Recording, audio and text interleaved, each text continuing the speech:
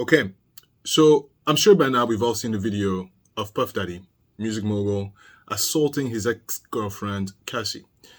The video is absolutely gut-wrenching, and everybody has talked about it, except me.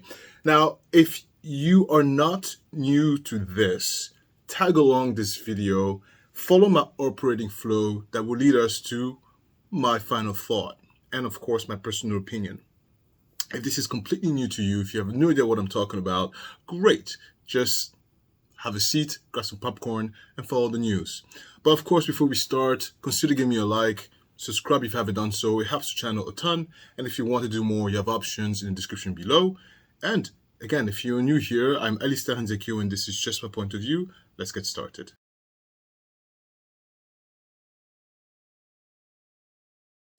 Give us some context on what we're about to see. Yes, Jake, this is incredibly disturbing footage, so I do want to warn our viewers, as you did. But as you said, Cassie's lawsuit, which was filed in November of 2023 and then was quickly settled overnight, it did open the floodgates. But in that complaint, Jake, she details an incident that she alleged happened in March of 2016 at a hotel in Los Angeles. She claimed in her lawsuit that she was physically assaulted by Diddy. Now our team in the LA Bureau, we have got our hands on that surveillance footage, and it appears to corroborate Cassie's claims identically. Really, Jake, the lawsuit lines up with exactly what we are seeing. So let's take a look. New surveillance footage obtained exclusively by CNN appears to corroborate some of the allegations of abuse against music mogul Sean Diddy Combs. The video, captured on multiple cameras, shows Combs wearing only a towel, assaulting his then-girlfriend, Cassie Ventura, in a hallway at a Los Angeles hotel in March 2016. A lawsuit filed by Ventura in November last year and settled the next day referenced actions that seem to match those seen in this video. There is no audio. According to the complaint, Combs became extremely intoxicated and punched Miss Ventura in the face, giving her a black eye, which, according to the lawsuit, prompted Ventura to try and leave the hotel room. The surveillance video obtained by CNN begins as she enters the hallway. The complaint says, as she exited, Mr. Combs awoke and began screaming at Miss Ventura. He followed her into the hallway of the hotel while yelling at her. The complaint goes on to say he grabbed her and then took glass vases in the hallway and threw them at her.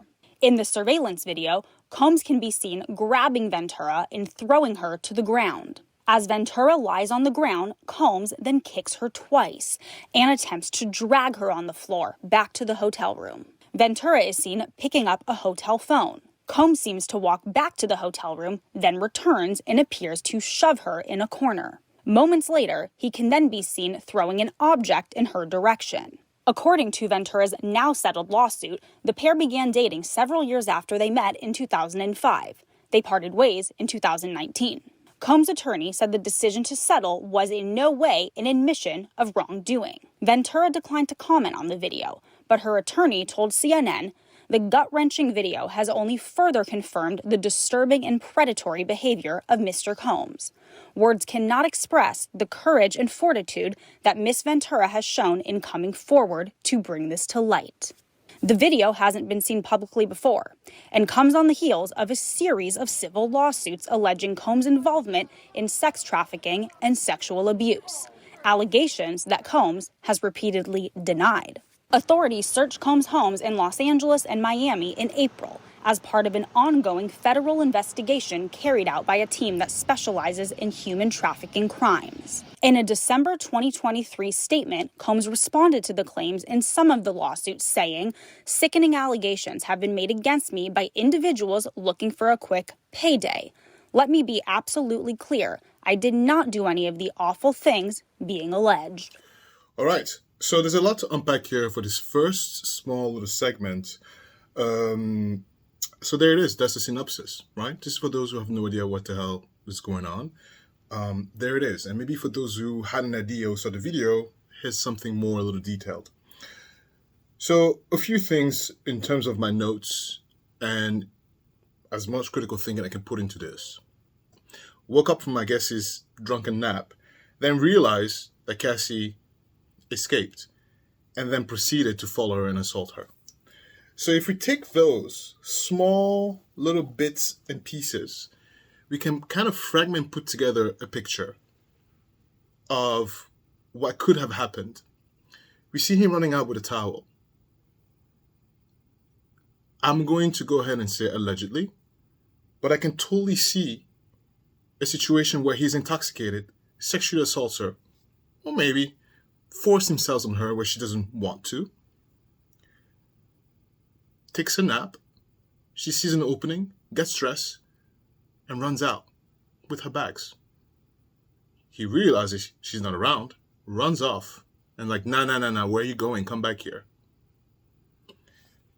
Because the way she walked out of the hotel room, she was almost on the verge of running out.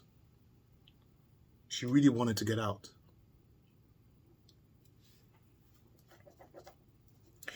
Now, you could say maybe he had a towel on because he took a shower, but if that was the case, she would have said so. No, because it says he awoke. And before that, he was intoxicated. So if there was a shower involved, the court document would have said something. Because it's so specific already. Why would they opt out showering? So in my mind, putting one and one together allegedly, I assume something sexual happened that was obviously most likely against her will. And when the deed was done, he went to sleep, she found an escape, tried to run out, and followed her afterwards. The way he assaulted her, the fact that he grabbed her by the neck, threw her out like a rag doll with no consideration of the potential injury and consideration of the fact that this is not a human being. Now, I sell fitness for a living. I understand the body very well. Being grabbed by the neck like that and being shoved back, it's dangerous. When she landed, kicking her, you guys may have missed it, but he missed. That first kick, we didn't see the second kick because they mentioned kicked her twice. So this is the only kick that we see. But the first kick, he missed. He missed.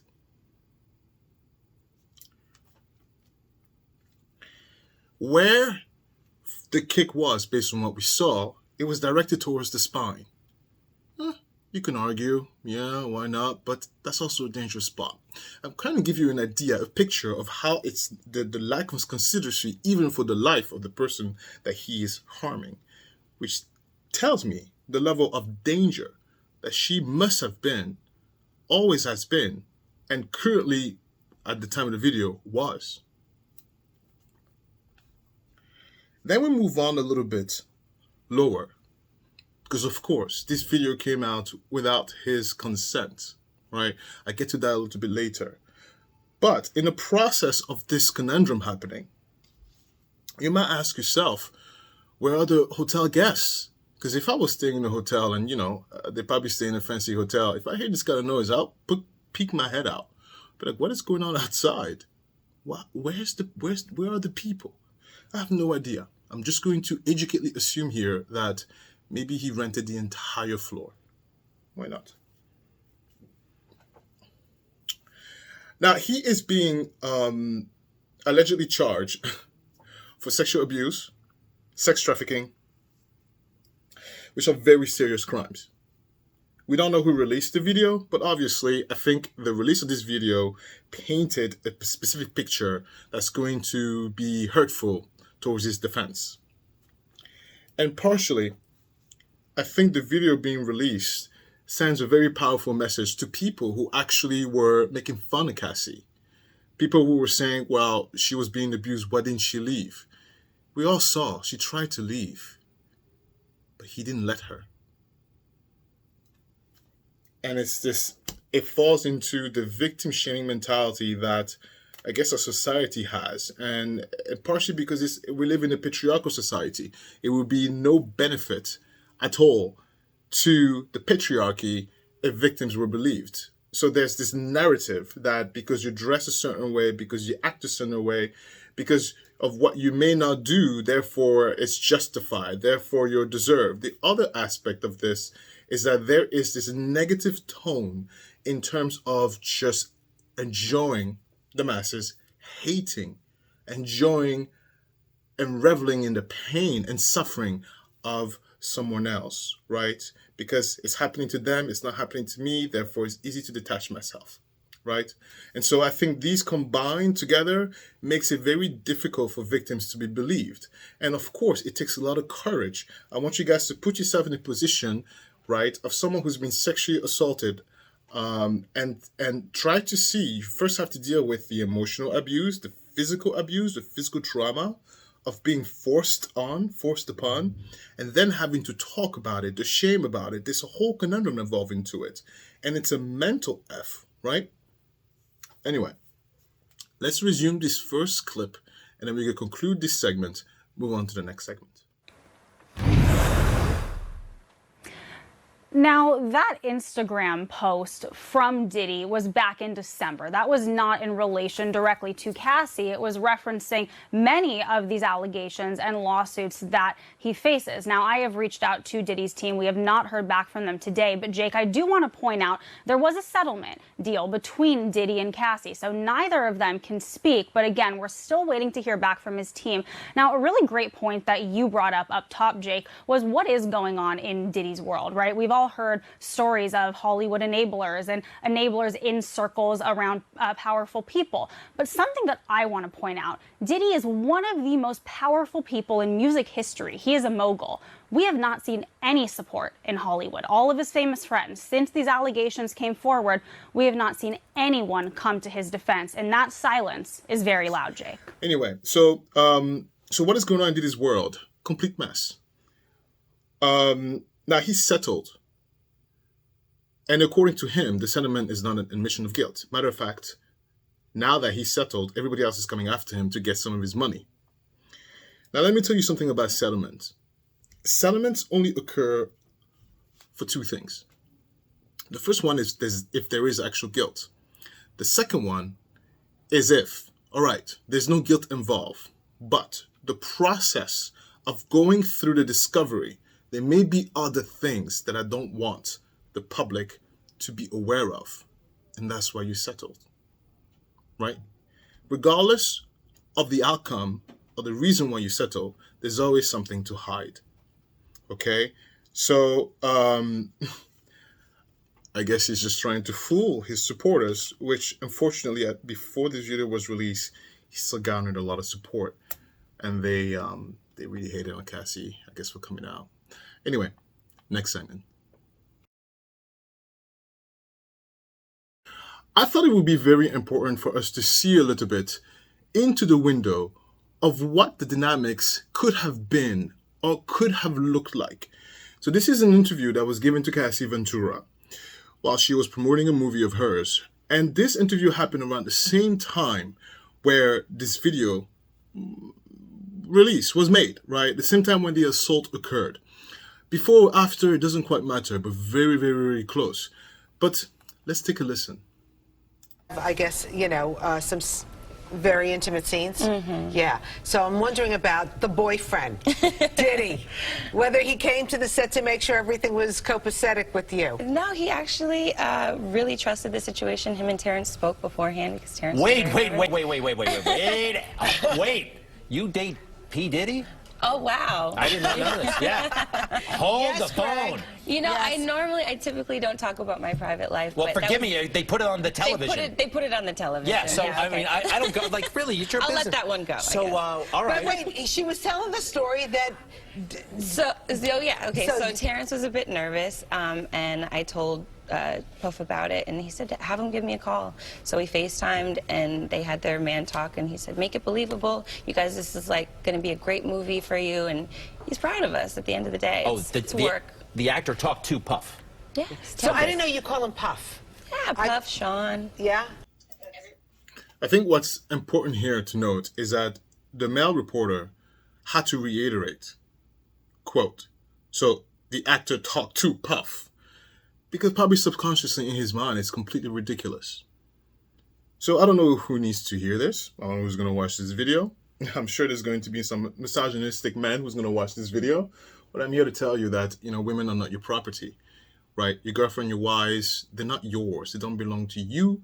They have their own mind, and she is working. She's at a place of work, Can you imagine, we all have jobs, hopefully. Can you imagine your spouse comes to your work, demands to speak to your coworker and say, don't talk to her so close or else? It's such a stupid move. It's a low IQ move. It is absolutely disrespectful.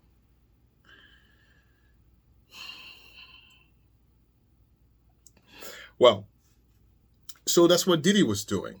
Major red flag. It goes to tell you the level of control that this lunatic was trying to exert over her. And so, to me, I'm going to say alleged. This is already one of the great inner window signs of a malignant narcissist. And I wouldn't put it past him if DEEDEE is absolutely a terror. And because of his malignism, sorry for the English, but you're smart enough to understand,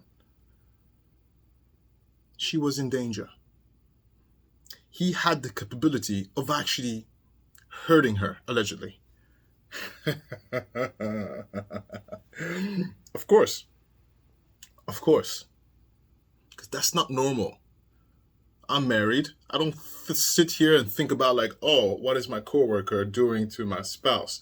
Let me go and speak to all of them, line them up and tell them, because she said man talk. What the hell does that mean, man talk? What is man talk? What is that? That's my woman, yo. You don't touch the legs. You don't touch the shoulder. What is that? Yeah. Well, you know what?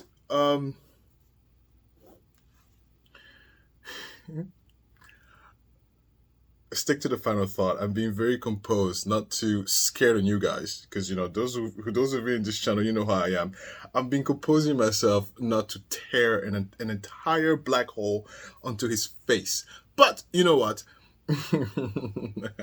Let's be professional. Let's be professional. I forgot my jacket today. Like vases at her. Now, this apology video that he posted today is the first time that he has acknowledged this event. In fact, he has repeatedly denied allegations of assault from Cassie Ventura, which is now the basis of a settled federal lawsuit that was settled back in November. Let's take a listen to his full apology posted on Instagram this morning. It's so difficult to reflect on the darkest times in your life. Sometimes you gotta do that. I was up. I hit rock bottom. But I make no excuses. My behavior on that video is inexcusable. I take full responsibility for my actions in that video. I'm disgusted. I was disgusted then when I did it. I'm disgusted now. I went and I sought out professional help. I had to go into therapy, and go into rehab. Had to ask God for his mercy and grace.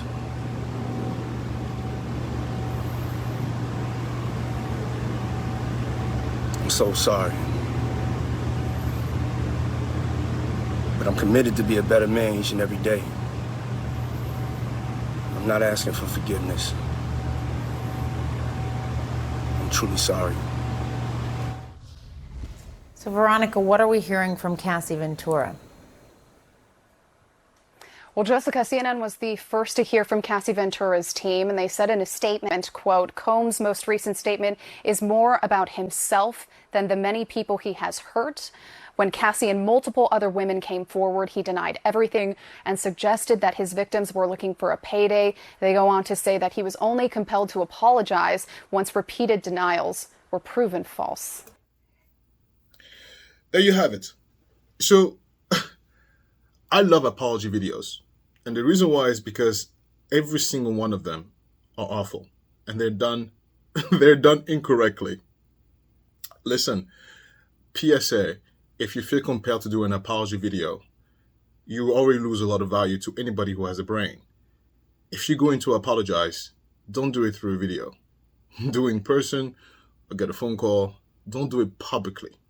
All right? Where do I start? So, right off the bat, if you pay attention to the video itself, he's not looking at the camera. He's looking a little off-center to the camera. That's indicative of a prompter. Or, it looks like he's on vacation somewhere, so he's reading off of something.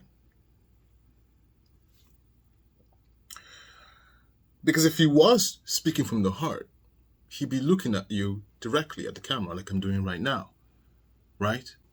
Second thing I've noticed, he starts his apology with what? With himself. How is an apology video where the first thing you acknowledge is your darkest time? As if you were the victim. But listen. It's difficult, darkest time in my life that I've had to reflect. What a great way to say I'm sorry. The time was so dark that I'm seeking professional help. Oh, great. I'm happy for you. I'm seeking God's mercy and grace. Oh, great. I'm happy for you. I'm so sorry. Oh, look at that. The first sorry after important key points, 4 of them. The first key point is what? I'm going through a dark time. I'm the victim. Don't feel bad about me. Second key point is I am going through such a dark time that I'm seeking professional help. Third key point is even I'm asking God for mercy and grace. And the fourth key point is he's reading. So to me, that tells me he thinks you're stupid. He thinks I'm stupid. He thinks that he is so much smarter that he didn't get this apology letter looked by his publicist, looked by anybody who has some sort of professionalism into this kind of things. So he thought he could do it because he's Puffy. I do what I want, yo.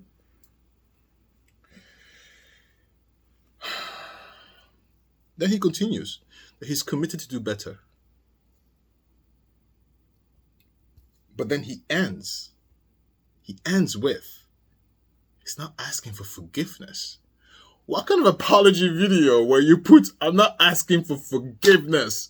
That this is where, listen, no. And the reason why apology videos don't work is because it's not genuine.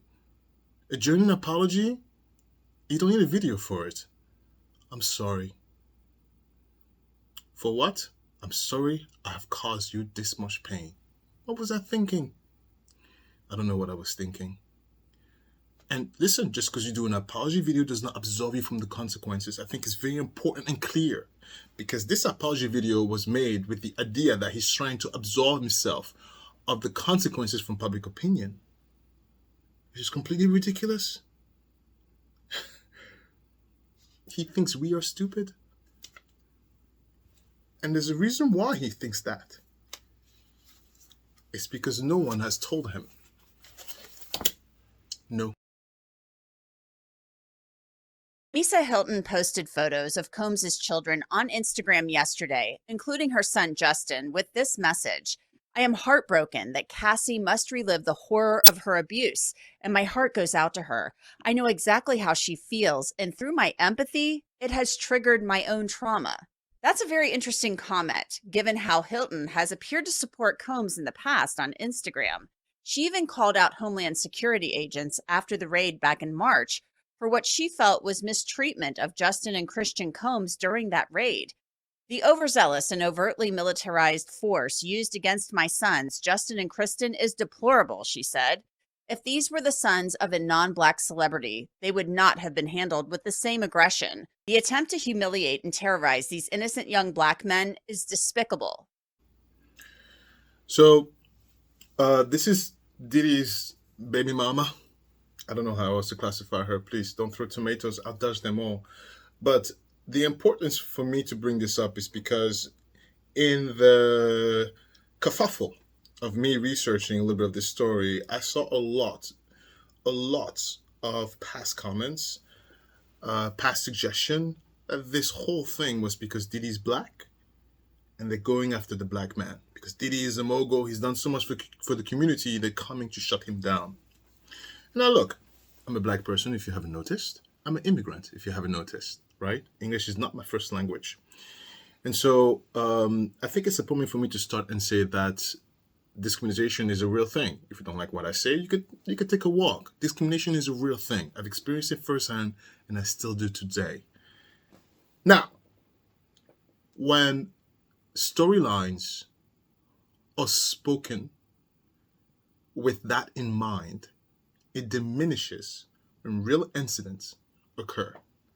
There is a real responsibility that everybody of color needs to be aware that that race card needs to be used with the utmost caution, because it diminishes the cause, so to speak. In this particular instance, it's not a race card.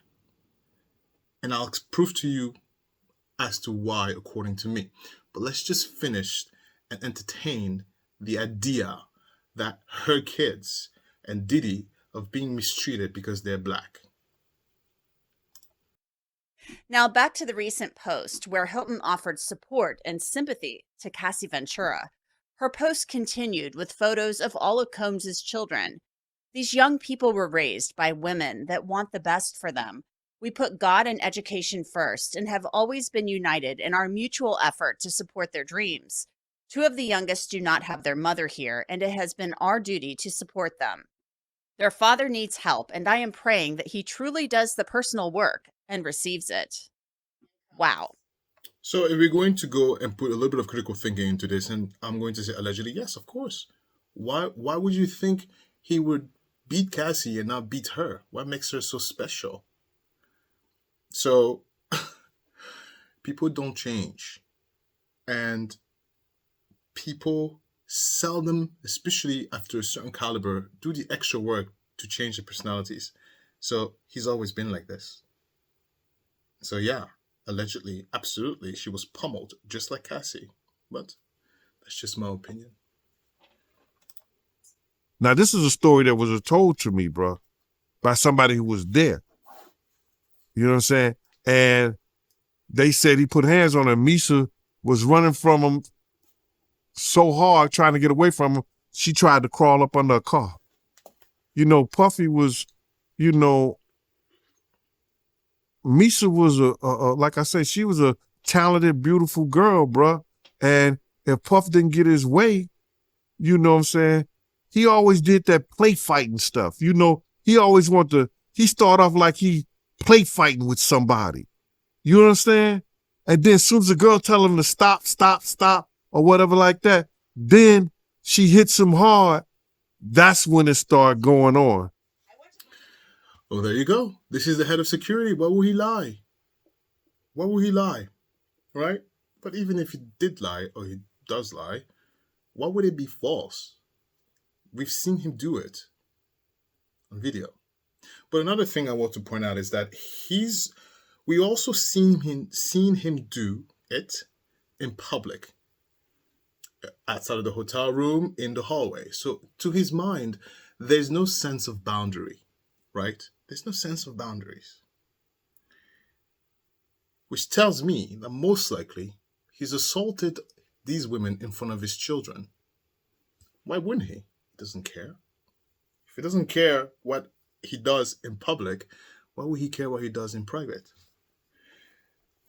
And I want to bring it back to the kids because I'm painting you a story. So now I'm looking at these young men with full of money, living at home still in a mansion,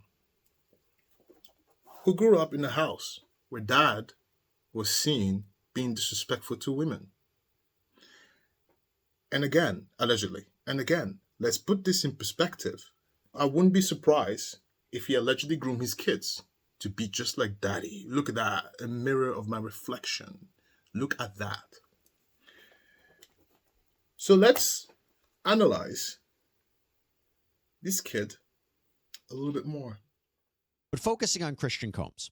Omarky says that Christian Combs had been staying at a villa on the shore, but that he would come onto the yacht in the evening to party. And on December 28th, 2022, Christian reportedly arrived very intoxicated and then proceeded to pressure Omarky to take shots of tequila. She did. Christian allegedly tried to get her to drink more in the yacht's makeshift studio. Omarky alleges that Christian kissed her neck, kissed her face, as he groped her legs, breasts, and private areas. Markey reportedly told Christian, quote, "Excuse me, you don't touch my legs like that. I'll move my legs where I want to. If I want to do this, then I will. You don't touch my legs like that."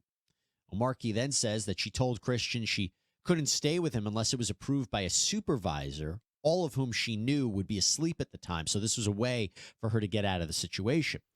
What you just heard there is, of course, she got sexually assaulted, and she pushed him off and said, "Don't touch me."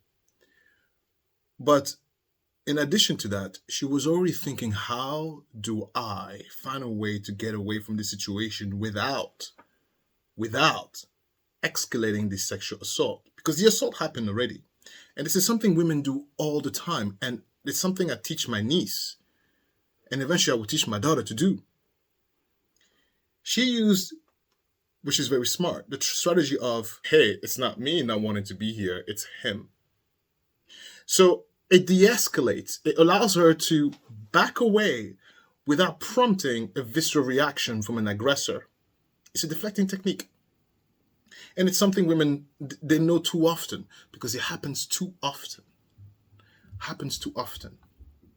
Now, I want to be very clear here. I'm painting this picture because, again, I'm still sticking on the fact that the mother of this allegedly idiot assumes that her son was being manhandled because he was black. That is not the case.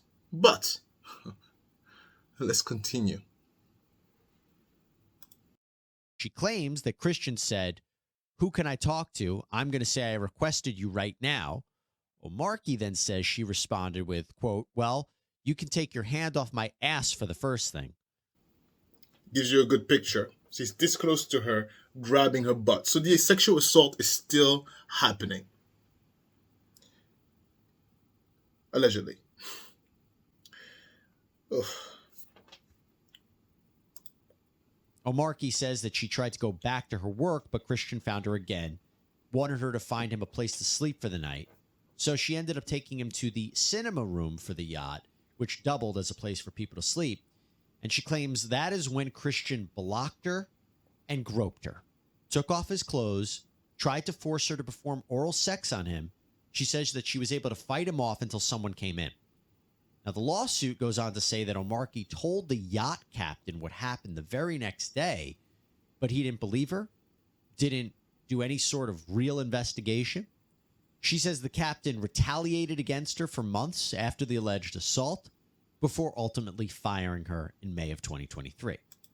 And that's why a lot of people are afraid to come forward, because nobody believes them, and there's a retaliatory situation that occurs to the victims. This woman got victimized, extremely victimized. I'm going to say brutalized. I'll tell you why. Unless you know what it's like to be touched when you don't want to be touched, it's absolutely brutal. You don't have to break skin. You don't have to smack me. Don't touch me. If I don't want to be touched and you touch me, it is brutal. Have you ever gotten in a situation where that occurs? You see how you almost get repulsed. Every cell of your body recoil. It's awful. So I'm going to say, allegedly, she was brutally assaulted. I'm going to go that far because I think it's time that supporters who are against sexual assault, we need to be more exigent with the terminology and the lingo. Don't touch. Don't touch. Do not touch.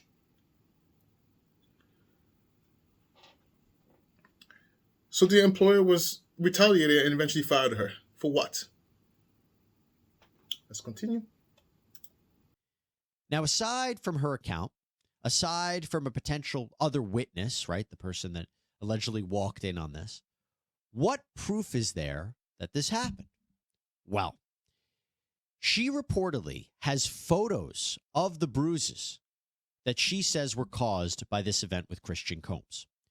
But she also claims that in that studio, during that first interaction at the time, was Rodney Jones, that former Diddy music producer I mentioned, the one who is suing Diddy. He's known as Little Rod Jones.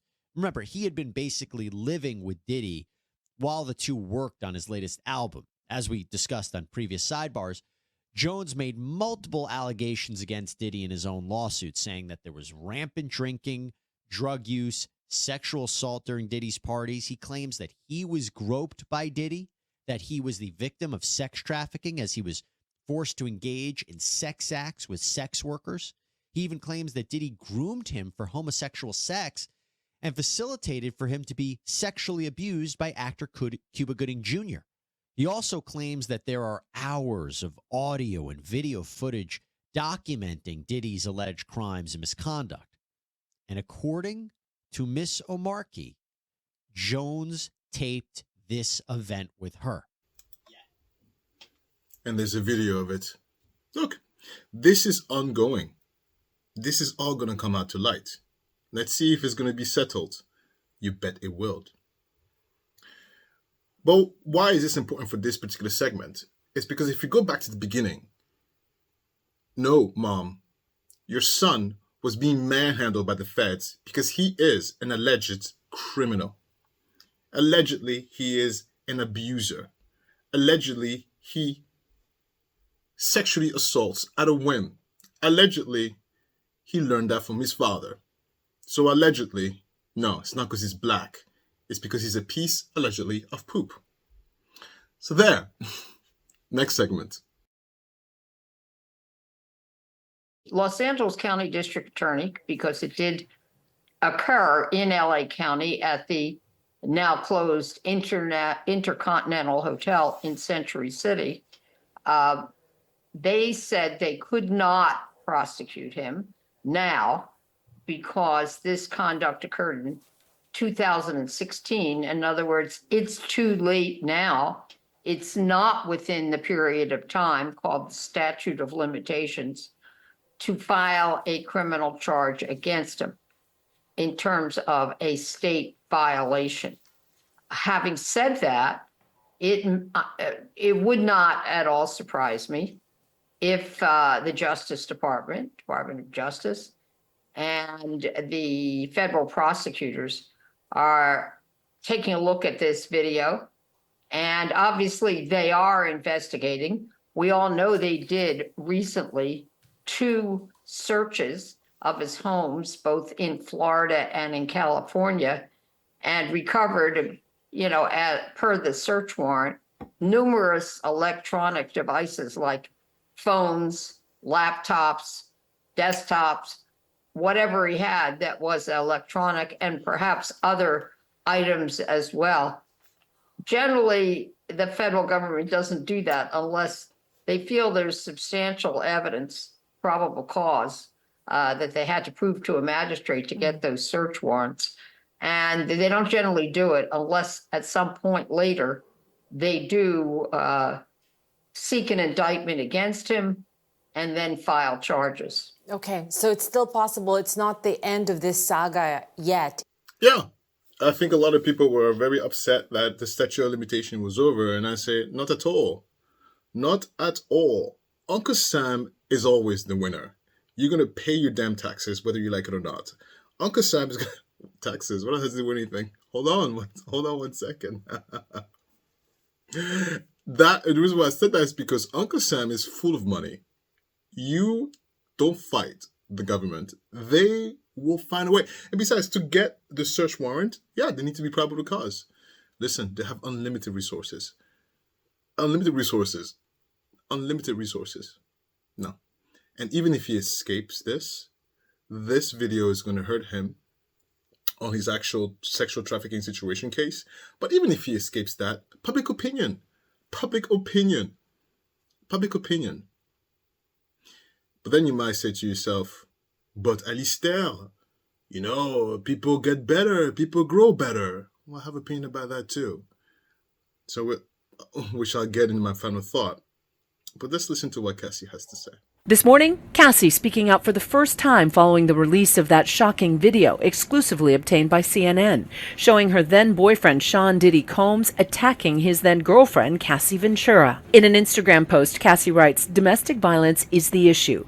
It broke me down to someone I never thought I would become. With a lot of hard work, I am better today, but I will always be recovering from the past." So anyway, so like Cassie said, it's a domestic violence issue. Yes. And domestic violence changes your brain. It's called Stockholm Syndrome. Domestic violence stays with you forever. And the victim brain stays with you for quite a long time. It requires therapy, it changes the way you think, and it makes you somewhat vulnerable for a particularly long time. So you need to have a great support system around you, because the trauma never really leaves you, especially when you add sexual assault into that. Physical abuse, emotional abuse, yeah, but sexual assault into the mix changes the game for the worse, because it's another level of violation. It's another level of violation. All right, let's go to my final thought. But before I do so, of course, if you're here, press like, subscribe, helps me a ton. All right, so listen, as a final thought, I think it's important for me to say that no, this DEEDEE situation is not a black thing. It's not a race thing. He's just a jerk, allegedly. And I started this operating flow. I started with the most important thing is the act itself. And the reason why is because even now, as I'm sitting here talking to you, weeks after the video came out, some people still blame her for staying.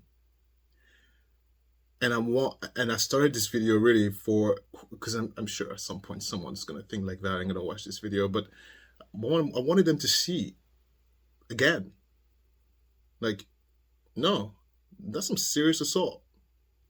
And this is what we saw. Can you imagine what we didn't see?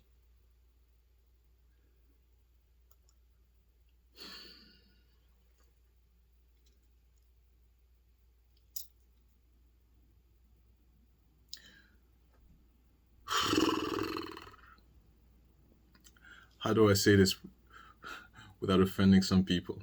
No, I do try to be considerate and nice, but try as much as I can. But allegedly Puffy is a malignant narcissist. I'm gonna go that way. Yes, it's all about him. It's all about him, even in his contract negotiations, and of course in his relationships. And no one around him had the balls and the gall to say to him, have several seats and get the F off my face. And partially because they want their job. They wanted their job. They wanted their work. But the other part is because he surrounded himself with people who were enablers. Narcissist has a cunning ability.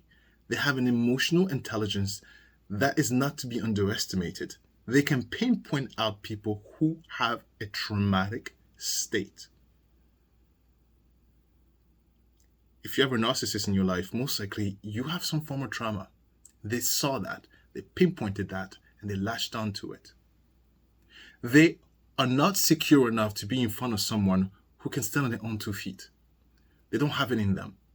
Matter of fact, when they deal with people like that, they walk away. They don't deal with people like that. They disappear, they ghost. No.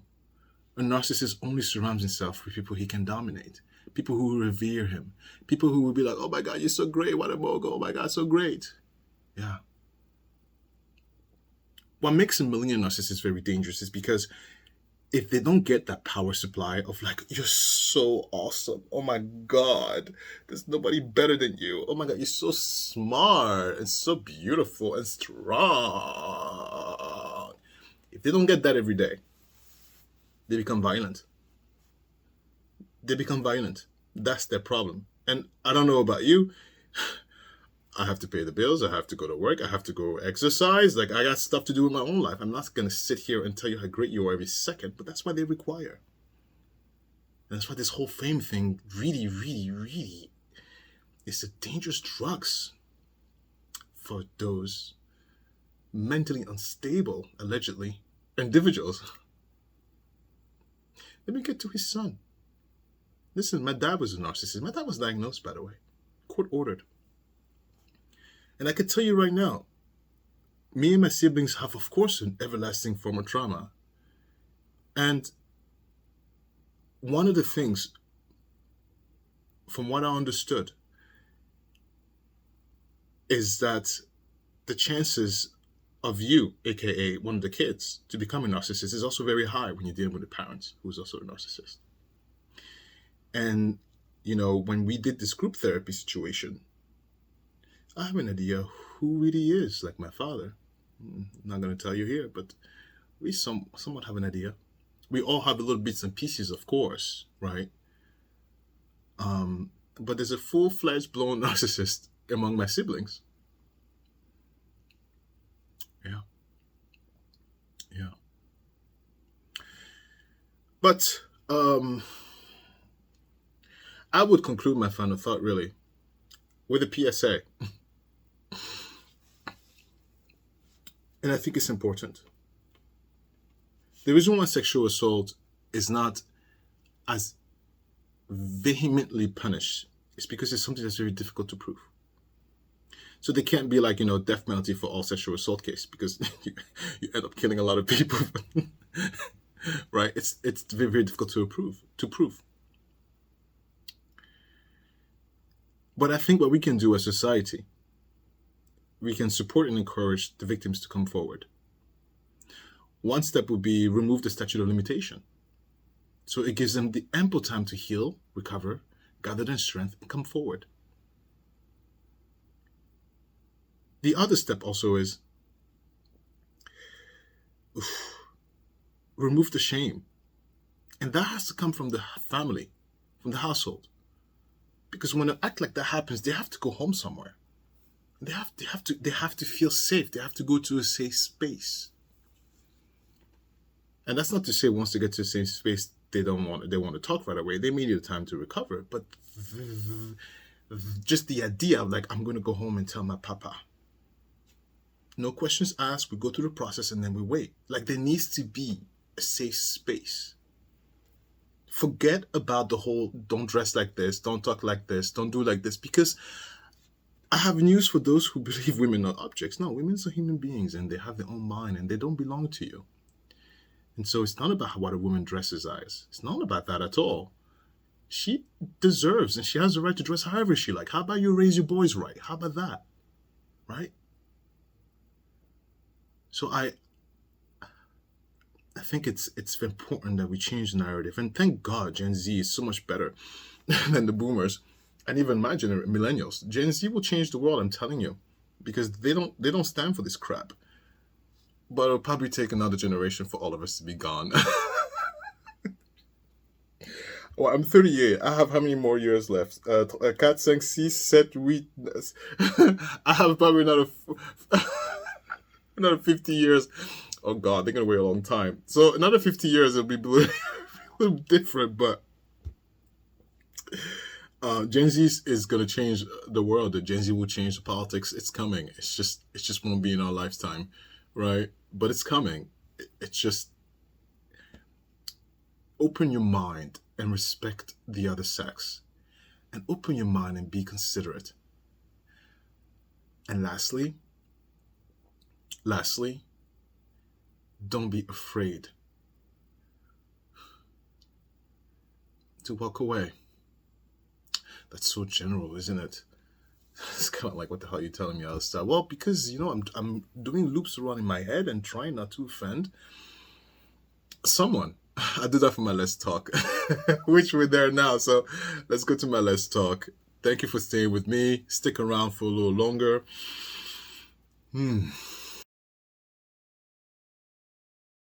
Okay, so welcome to my Let's Talk. This is where I usually take off my jacket and I speak to you a little bit more about anything and everything.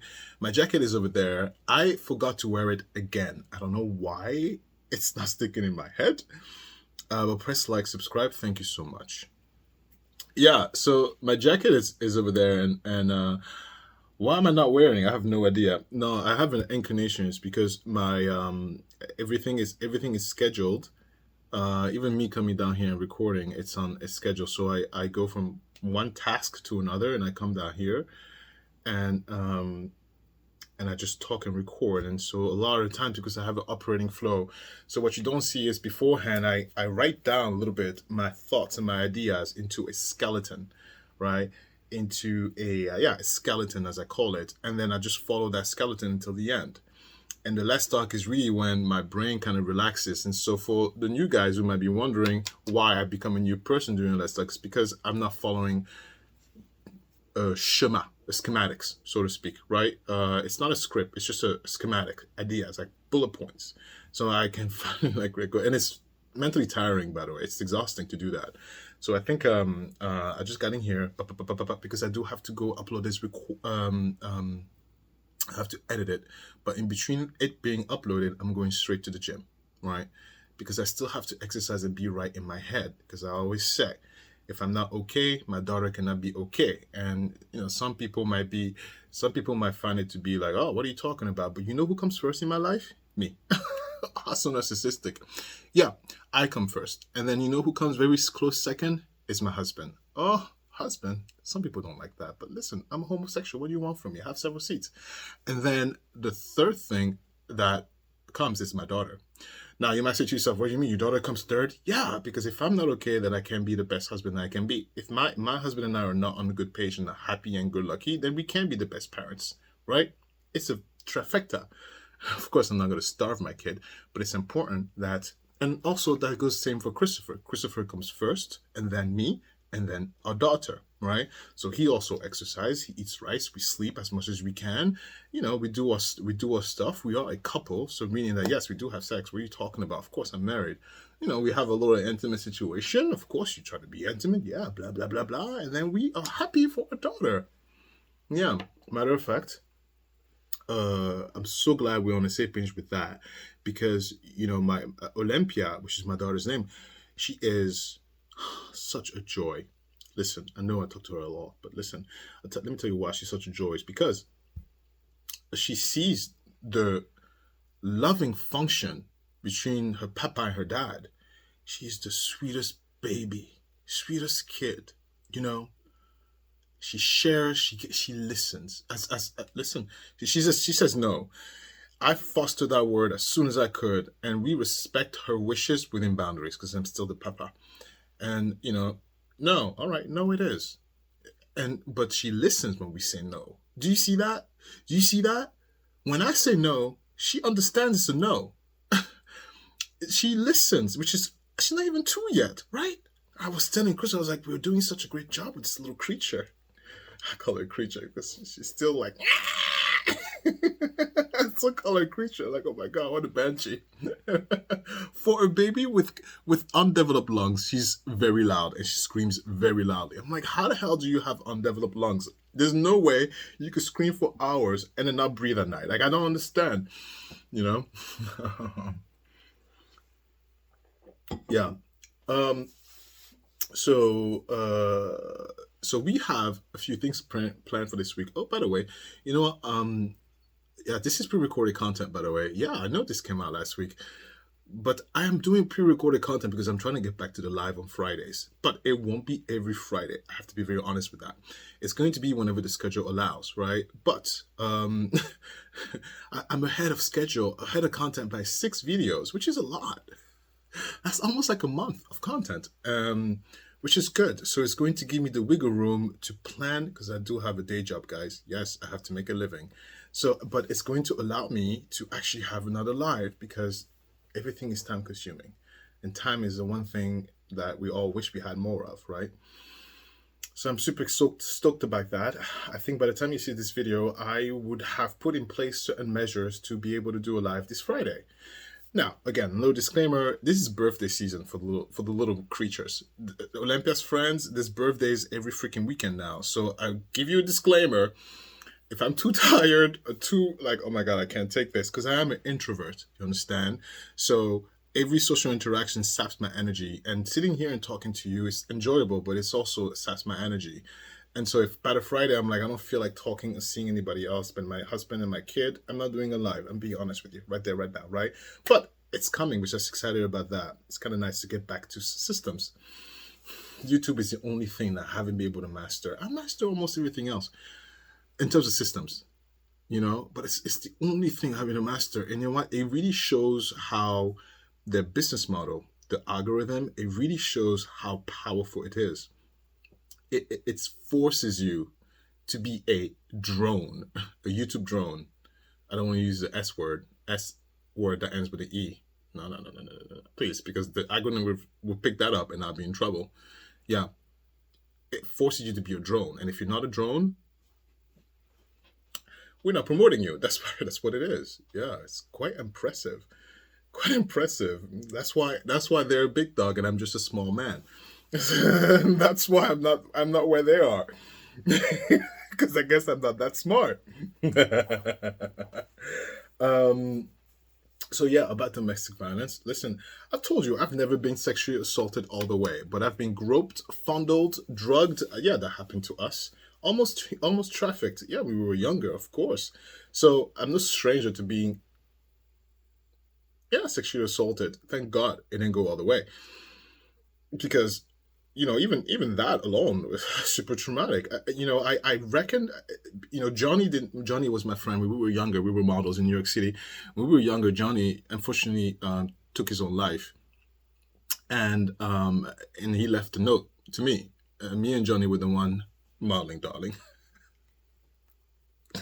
But Johnny put a lot of his value into his looks. If Johnny gained a little bit of weight, he was like depressed. I was like, I'm eating pizza or whatever. I had a pouch. If Johnny had a pimple, oh my God. If Johnny didn't get a gig, forget it. And I used to always be like, it's all right. It's all right. It's all right. Yeah, we made a living through the modeling thing, but we also did other stuff, bartending here and there. So it's not like we couldn't, and, we have mom and dad. So it wasn't like we were like, we were struggling financially, but we were not homeless, right? Close to, but no, we were not homeless, right? So, no, but unfortunately, Johnny took his life. Yeah. They left a note. He was like, "You're such a light, Alistair. I don't understand how you're such a light, but I tried. This is too dark. You're not bright enough for my darkness." Oh, killed me, destroy me. But I wouldn't be surprised if something happened to him along the way, and because some things almost happened to us, and he was more out there than me, because he was seeking validation. He liked people who were like, "You're beautiful." That stuff didn't hit me at all, because I've always moved at my own pace. I've always done that, even as a kid. I showed you a video when I was a kid, right? I talked way too much. I was a skinny kid with a big head. And I was always talking. And my father hated it. He was like, shut up. And my mom didn't like it, but she didn't say it like that. She just like, wow, So because my mother was more welcoming for my talking, I talked her ears off. But later on, she's like, I actually enjoyed it. It was therapeutic. You were asking me all these stupid questions. And I would answer back. And I was like, wow, my little son likes to talk to me. Yeah, I did like to talk, right? But I've always followed my own rhythm, my own pace. Even now, as a grown man with a business, some opportunities slip past my fingers because, no, I only move when I say it's time to move. Period. Opportunities, I make my own opportunities. My life, I've worked for everything I got. I've made it with my own opportunities. I'm not swindled by, it's an opportunity. Like, it's okay. I mean, I'm not easily fooled. I'll give you an example with one of my contracts. I could tell you the name of the company. The company is called Dr. Reddy. Dr. Reddy is a pharmaceutical company. You could Google smuggle them. I'm not telling you where they're from, but you can guess. Dr. Reddy was like, oh, look at him. And, I'm established locally. So he goes, so one of my biggest clients at the time, which is Sandoz Pharmaceuticals, word of mouth. Powerful word of mouth. They go, Dr. Reddy, another pharmaceutical from another area, or another place. And, it's a whole process, it's a whole process to work with me. It's a whole process because it's not just like, there's insurance involved, there's money involved, there's, liability, and there's this whole process. It's a year conversation. It's not just like, hello, hi, my name is Alistair. Where do I go? It's not that. I come in with a suit and we talk business. It's not like, what are you talking about? And so Dr. Reddy thought I was just one of those personal trainers who needed money, who was like, oh, look at him. He's trying so hard to make a name for himself. And they wanted it for what? For free. I was like, so, because it was a request, word of mouth request. And I was like, so I know who you talked to, right? They told you it was for free? And she's like, well, no. but you could do it for exposure and the opportunity. And Dr. Reddy is not a small company, all right? It's a big company. I said, exposure? What? It's like, what? Because I come in ready. You know, I have multiple proposal, and before I go into the meeting, I do my research. I'm great at guessing people's intention, and I had an idea that they were going to go towards the route they went. So I had multiple proposals. I was already prepared and ready that what to expect, if you know what I mean. So I go in and I have a seat. Oh, beautiful. New building. And I was like, well, the building was still in construction. And I was like, look, if you're very interested, since you haven't really finished yet, this is a good time to really talk plans, because, you know, you have to provide the space, the fitness space. So I was like, okay. So instead of just finishing the stuff, you could talk to the architect, revise a few things, talk to whoever you talk to, accountant, tax person, like, you're the business. Talk to whoever you need to talk to. But here's what I would suggest. Instead of finishing the construction and then you have to break things up, you could just already tell your people to alter a few things and create a designated space. And, you know, I go in, I go, well, this is south. Yes. Sun exposure is important because you don't want people to overheat, right? So south is over there, north is over there, traffic is over here, traffic is over there. You know, I was like, you know, this would be a great spot. Parking lot is over there, perfect. And, you know, and where are your bathrooms? Where, you know, maybe retrofit this into a changing station, and then people come in from the front, so they could just look at that. They could go from the front, go in the back, or go from the building, you know. I know I look disorganized, but you have no idea. So I was speaking to Dr. Reddy, and she was very surprised I was talking this big talk, and I was throwing big numbers around. She thought I was doing it for free. And I was kind of surprised. I was like, why are you're not reacting? I know I'm throwing big numbers around, but you thought this was what, like $100 an hour? Are you out of your mind? I don't know what you thought this was. So Dr. Reddy was like, it's for the opportunity and the exposure. I didn't feel insulted. In my mind, I was saying, because in my mind I expected something, and I knew they were going to act a certain kind of way, but I just didn't expect them to act like that. And I was like, you know what? Good to know in my memory bank when I deal with a company from that place. So I was like, okay, no, that's not gonna work. I don't work for free. I don't need exposure. Thanks, but no thanks. This is a waste of my time. And I just politely, casually left. And I was like, you're not ready. When you're ready, you can call me. That's it. And remember, my first offer is always the best offer. Always. Because integrity, guys, integrity.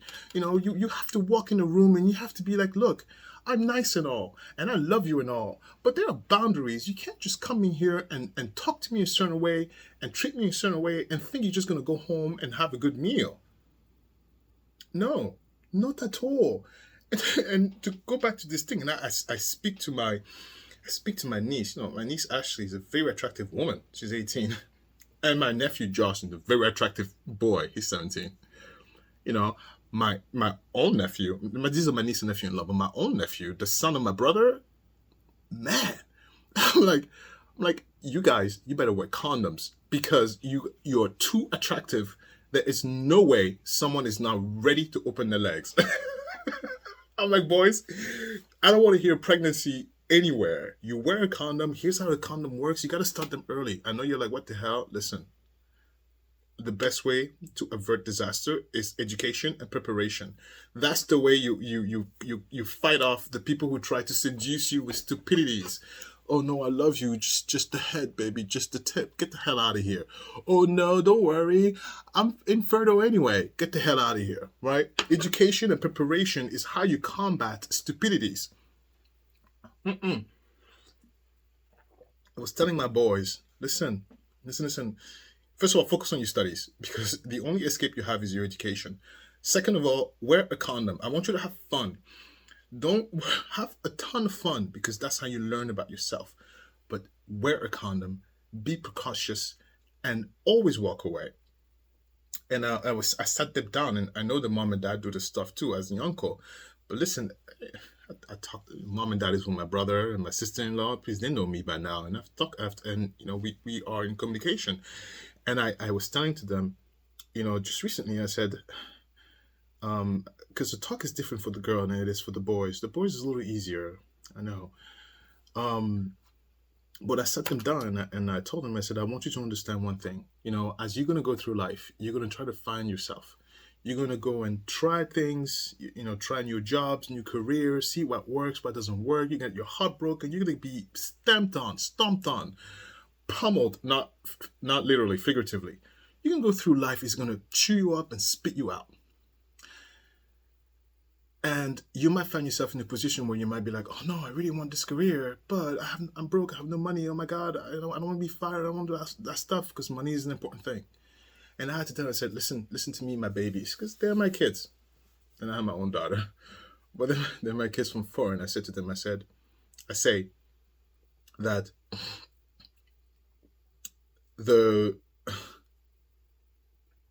it's important. You could always walk away. Your mom and dad, so, you know, my siblings and whatnot, and me, the uncle and whatnot, our family has created infrastructure to protect you. So if you ever face a situation that interferes with your moral integrity and your safety, you drop everything and you come home. Forget your career, forget your job, you come right home. We deal with the consequences together. And I said to my niece, I said, look, it's not a matter of if, it's a matter of when. The statistics are quite horrendous. And I was very frank with her, and I said, if you fight like hell, if you can't get away, you survive. And then come home, and then we'll burn the world together. Because the situation with Sean Diddy Combs' son, that could be your daughter. That could be anybody, right? She's at work. It could be anybody at a place of work. Look how he groped, and to the point to leave bruises and marks. She fought back.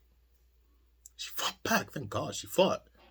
And then she got home and she escaped. Now, I don't know how the family handled it, but I can tell you right now, if that was anybody from my ilk that comes home, first of all, it would be a family meeting. We have family meetings. Family meeting between their parents, so my sister-in-law, and us. And then in a family meeting, we call everybody. Uncles, we're very tight here, very tight-knit. And everybody makes a living. And we put a strategy.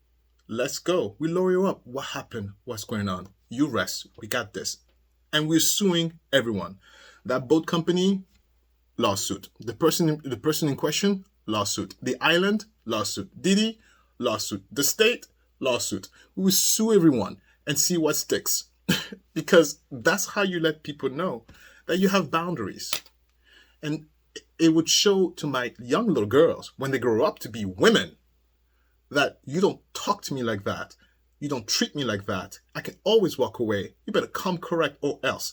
Because you know what? If you don't create a boundary, people will take advantage of you because they'll just be like, yeah, sure, whatever. Not my girls. Not my girls. Not my girls or my boys. No. You know?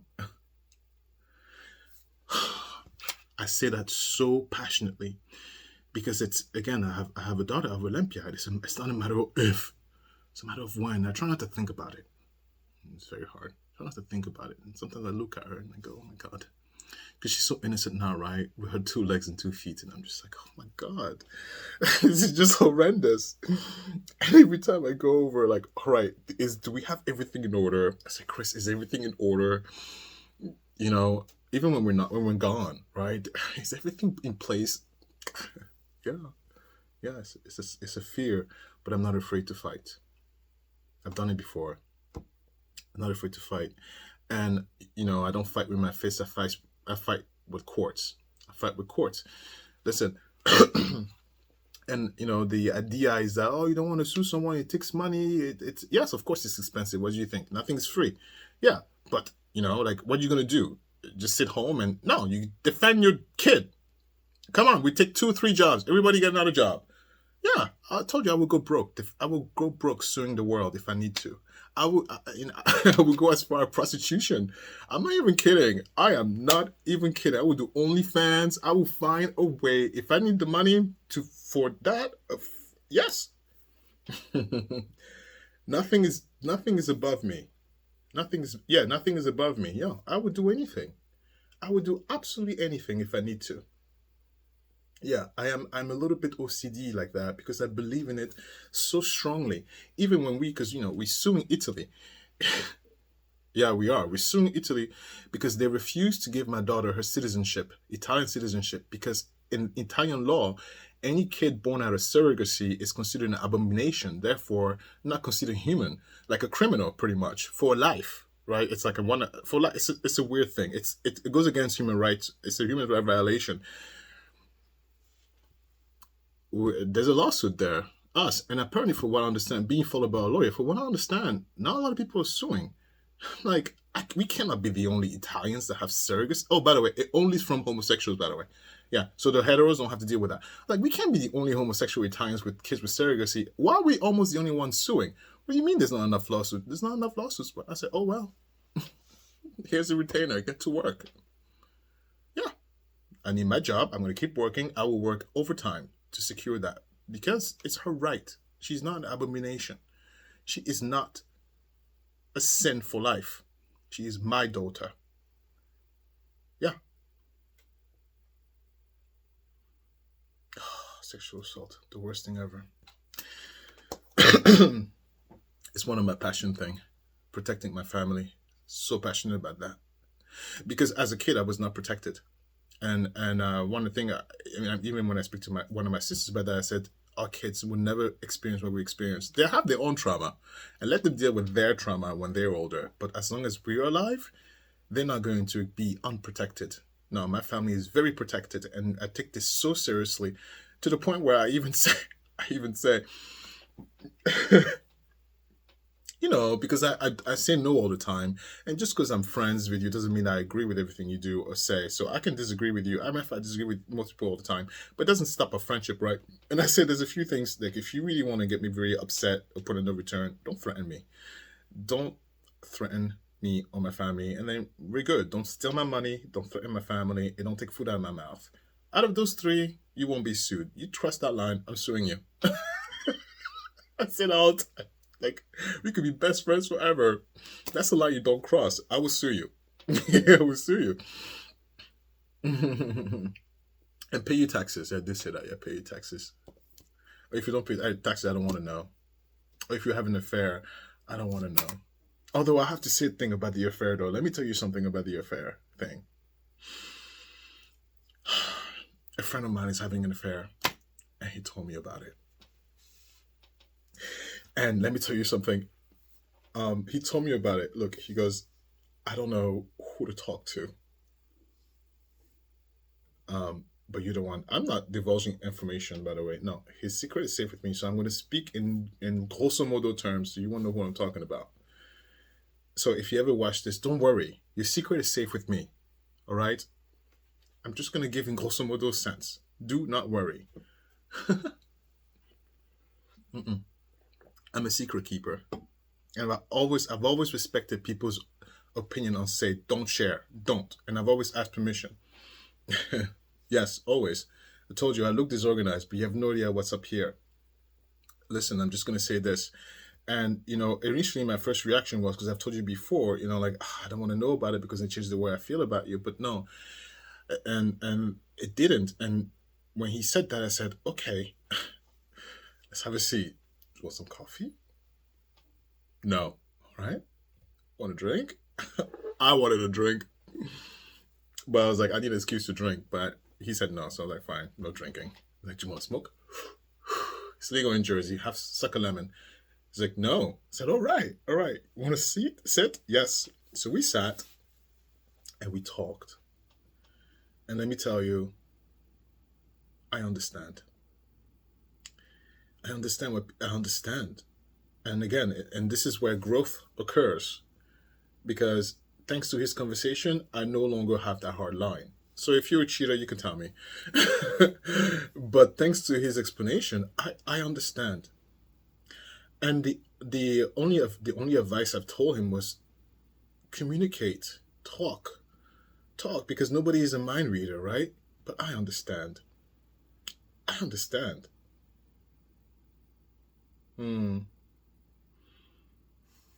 that's why it's sad. I mean, of course it's sad. But that's his battle. Mm-hmm. That's his battle. But thank you for sharing with me. It means he felt comfortable enough to share, especially when I say I don't want to know. It's like, well, you must be very desperate. I did say that. You must be very desperate. He's like, I am.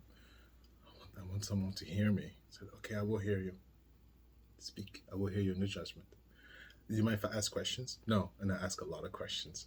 I did. I have so much more insight. I understand now. Point of fair. Oh, God. Look, I'm not above an affair. I think I told you. I'm not above. Yeah, an affair is not above me. I could easily have an affair. Yeah, it could happen. Christopher can have an affair. It could happen to anybody, right? So I'm not like, my marriage is so strong, it would never happen to me. Do you not understand me? My man loves me so much, he would never cheat on me. No, that's stupidity. Yeah. Yeah. Although the conversation I had with him, though, kind of, if Chris ever cheated on me, would it change? Oh, God, I can't. If he cheated on me, no, it'll be the end. And we have a prenup. Easy breakup. It'd be like, goodbye. Everything is on paper. Talk to the lawyer. Done. Get a prenup. I'm an advocate for prenup. Get one. It makes things so much easier. Mm-hmm. Yeah. Oh, God. It'll be a disaster. It will be a disaster. And there's even a post-up with the Olympia situation. Oh, my God. We really are. But it really shows how well we get along. There was no, like, when I brought it up, because I'm the one who brought it up, Chris didn't want a prenup. Chris was like, I love you, and we'll be together forever. I said, thanks. So flattered. Fine. We had a good laugh about it. And then when the Olympia was born, it was like, well, there's a new person here, so sign. Yeah, but it's completely reasonable and fair. It's 50-50, right? On certain things. On certain things, it's 50-50. We do have a joint account. So that's 50-50, but a personal account is our own. And whatever is both our names on is 50-50. And everything else is separate. And you're like, well, that's not a marriage. No, it's not that. It's not that. It's because we both come from a legacy situation. So, like, it's complicated. It's complicated. It's complicated. And I have a business. And so it protects the finances of the household even more when things are not mixed or mingled. It protects it. So it's good to have it separated. And because when you have a business, you want to separate everything. So if you come sue me, I don't own this. The business owns it. Sorry. If you come sue the business, I'm like, well, the business owns very little. Please, lawyers do all that stuff. Lawyers and accountant, that's what you hire them for, right? To protect you. No, they have it all figured out, but that's why you want to keep things separated. Look at you giving you financial advice as if you need it. I know you don't want, that's not why you're here. On the topic of prenup and cheating and having affairs and stuff. Also, I gotta be honest with you, my mind right now is somewhere else. I tell you where it is. I'll be honest with you, I share with you a little bit, right? Oh my God, it's funny. No, I'm in a process. Right now I'm in a process of doing a little expansion business-wise. So everything about my life and my day is about that. So I wake up in the morning, it's about that. I'm not really thinking true crime, really. Like my mornings and my other stuff, it's not this. It's reading books and researching and looking at numbers and data and talking with lawyers overseas and trying to figure out like what's going on, what's happening there, like looking at the politics of things, and trying to make educated guesses for the future. And my days right now, it's all about this next venture that we're getting into as a family. So yes, that's where it's at. Yeah, because I met you during during my transitional periods, right? So I'm gonna talk. What am I talking about? You know, I'm a little distracted because I'm looking at the time, and I have maybe like 5 minutes, and I have to go. I'm already over by 2 minutes. Only 2 minutes. I'm so stupid. Only 2 minutes. Talk about something more substantial. Like what? There's not that much more going on in my life. It's just baby and baby birthday parties going on, and family stuff. You know, I just realized my life is not that quite interesting ever since I had a kid. Let me tell you something. Ever since Olympia was born, this is what happened. All my friends who were single, they just disappeared. Not because we're not friends, just for the simple fact that they don't want to be around a screaming baby.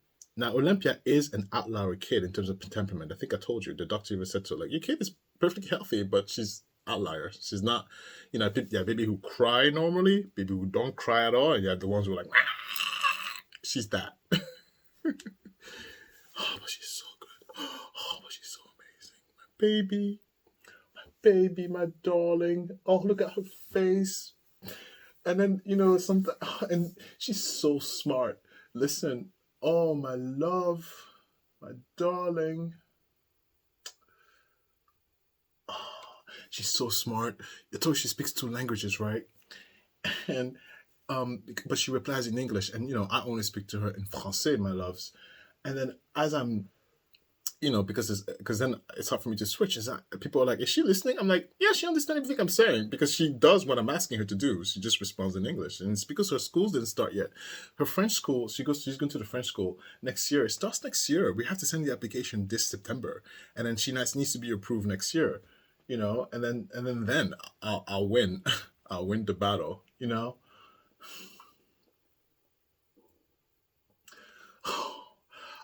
We work so hard for her, you know what I mean?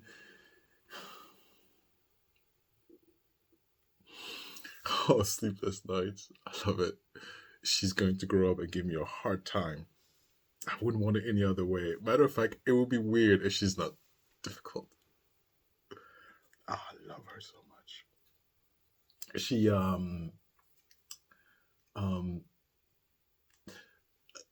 I told you she has favorites. I'm the strict dad. I'm strict, but I'm so laissez-faire because I'm like that in real life. Outside of certain things, sure, why not? You want to do cartwheels? Sure, why not? I'm very laissez-faire in real life, except on certain things. And I'm like that at home too. So like when it's time for dinner, you better eat your dinner, girl. When it's time for bedtime, look, enough, no more story time, bedtime. When it's time for homework, it'd be like, do your homework now. But outside of that, what are we doing today? Want to go some lollipops? Let's go some lollipops. We'll stare at the moon. We'll have some coffee and cheese. Yeah, because there's certain things that are like in stone. And then when it's my shift, she knows she doesn't play. Oh, crap. It's Papa's. Okay, fine. When it's Christopher's turn, you know, Christopher has wiggle room. A lot of wiggle room. I have no wiggle room on certain points. And then absolutely laissez-faire on everything else. So she has a good time because she knows exactly, like when she wants to go out to the park, she wants me to go with her because we play soccer, we touch everything, we do everything. Matter of fact, sometimes Chris is like, come back home, you've been out for too long. I'm like, no, what do you mean? It's like, you know, the sun and she's tired. I was like, all right, because I go with the water. It's like, you've been out for like 2 hours. Where are you? I'm like, we're outside. And then when she gets tired, we lay on the grass. And when she gets tired, she lays on the... Well, first of all, when she's tired, she tells me, I'm tired. I was like, okay, you're tired. And I pick her up. And, you know, I go in the shade. And I have the water. And I fan her a little bit. I don't just walk home. I give her a little respite. And then she's like, Papa, sit. Okay. And then I sit her down. And she lays down like this. And I lay right next to her under the tree. Moments like this just eats my heart out for like 30 minutes. And then when we get home, I get yelled at. Where were you? Chrissy's like, I'm sorry, I wasn't far. He's like, I get yelled at. You didn't reapply sunscreen. I was like, oh, right, I forgot sunscreen. Right, I forgot that. Right. Because she's very pale skinned. And you have to reapply. And he's like, she's not black. It's so funny. Like today, I got yelled at for that. We were spending too much. We were playing soccer. That's how she loved it. And then we just sat by and we were playing around with the trees and stuff. And she helped me hose the garden. Yeah. And then she sat down on the grass and just babbled. And I sat down next to her in the sun. It was great. I can't believe this is our life, right? We work for that though. Don't be fooled. If I tell you how much I worked to get this life, you wouldn't believe. I'll tell you. Are you ready? 12 hours a day, 7 days a week, 2 years. You do the math. 12 hours a day, 7 days a week, 2 years, exactly. The reason why it only is 2 years, because Christopher had to sit me down and say, Alistair, you cannot continue like this. You're going to die early. I said, you're right. Time to adjust. Yeah. At one point, I was so tired, I was delusional. I made a mistake on my name. It was on a contract too. Oh, I was talking so long. I'm so sorry. Sorry. Oh, the editing will be a pain in the ass. All right. Goodbye. Thank you for watching. New guys, hi. If you stuck this long, like, subscribe, and I'll see you next time. Au revoir.